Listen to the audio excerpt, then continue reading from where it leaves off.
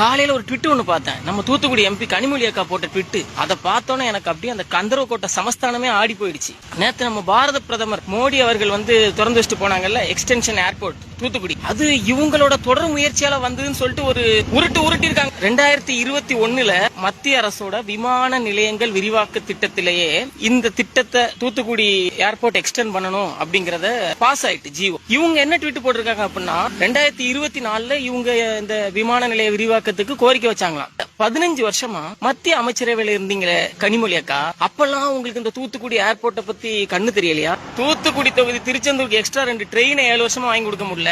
இவங்க தூத்துக்குடி ஏர்போர்ட்டை வர வச்சாங்களாம். எத்தனை வருஷம் ஸ்டிக்கர் ஒட்டிட்டே இருப்பீங்க? இந்த திட்டத்துக்கும் திமுகவுக்கும் ஸ்டிக்கர் ஒட்டுற கனிமொழி அக்காவுக்கும் எந்த சம்பந்தமும் இல்ல.